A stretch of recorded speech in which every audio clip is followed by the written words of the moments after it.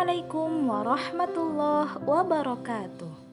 Ayyuhas syabab, hari ini kita akan belajar mubtada dan khobar.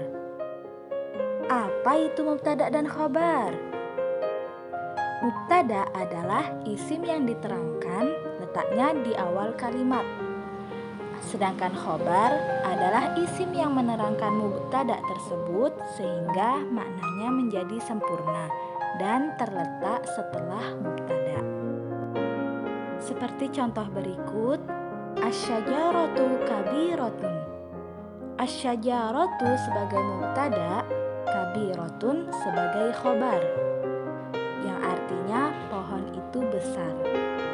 Tanda mubtada ialah memakai alif lam dan tanda khobar harus ditanwin. Nah, di sini ada contoh lagi nih mubtada dan khobar. Seperti al-baitu jamilun, rumah itu indah. Al-baitu sebagai mubtada, jamilun sebagai khobar. Al-ghurfatu wasi'atun, kamar itu luas. Al-ghurfatu sebagai mubtada, wasi'atun sebagai khobar. Al-ghurfatu fil baiti, kamar di dalam rumah. Al-ghurfatu sebagai mubtada, fil baiti sebagai khobar.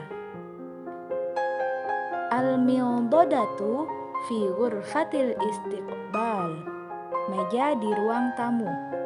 Al-mi'dadatu sebagai mubtada, fi ghurfatil istiqbal sebagai khobar. Al-maktabu fi ghurfatil mudzakarah, meja tulis di ruang belajar. Al-maktabu sebagai mubtada, fi ghurfatil mudzakarah sebagai khobar. Sekarang kita lanjut ke materi khobar muqaddam dan mubtada muakhar. Apa itu khobar muqaddam dan mubtada muakhar? Khobar muqaddam adalah khobar yang berada di awal kalimat. Sedangkan mubtada muakhar adalah mubtada yang terletak setelah khobar. Seperti contoh, fil madrasati thalibun. Fil madrasati sebagai khobar muqaddam, thalibun sebagai mubtada muakhar, yang artinya di sekolah ada murid. Apakah khobar muqaddam ada syaratnya? Iya. Apabila khobarnya berupa jar majrur atau dzaraf dan istifham atau kata tanya. Seperti contoh pada jar majrur, fil baiti ghurfatun, di dalam rumah ada kamar. Fil baiti sebagai khobar muqaddam dan ghurfatun sebagai mubtada muakhar. Fi ghurfatil istiqbal mi'dadatun, di ruang tamu ada meja. Fi ghurfatil istiqbal sebagai khobar muqaddam dan mi'dadatun sebagai mubtada muakhar. Fi ghurfatil mudzakarah maktabun, di ruang belajar ada meja tulis. Fi ghurfatil mudzakarah sebagai khobar muqaddam dan maktabun sebagai mubtada muakhar. Apa saja huruf jar majrur itu?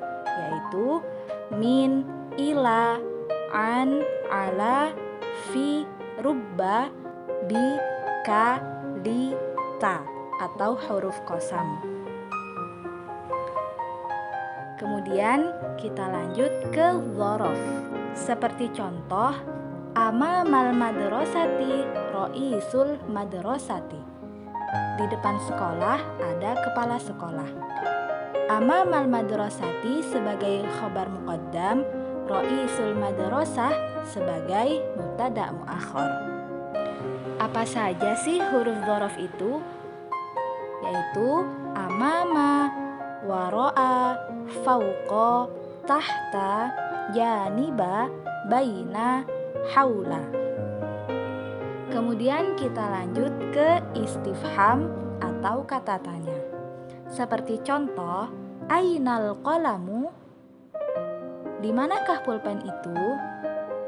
Aina sebagai khobar muqaddam dan al-qalamu sebagai mubtada muakhar. Yang mana pada kalimat yang berisi istifham ini, dia harus susunannya khobar muqaddam dan mubtada muakhar. Nah, dari penjelasan tadi dapat disimpulkan bahwa perubahan mubtada dan khobar menjadi khobar muqaddam dan mubtada muakhar seperti contoh berikut.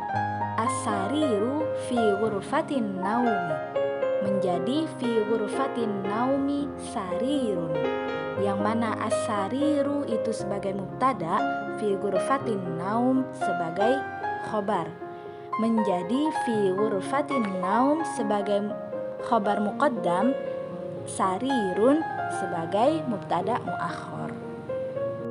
Nah, itu tadi penjelasan dari mubtada dan khobar. Sekarang, untuk mengetahui pemahaman kalian, maka buatlah 5 contoh susunan mubtada dan khobar, kemudian rubahlah susunan tersebut menjadi khobar muqaddam dan mubtada muakhar. Ila liqa. Wassalamualaikum warahmatullahi wabarakatuh.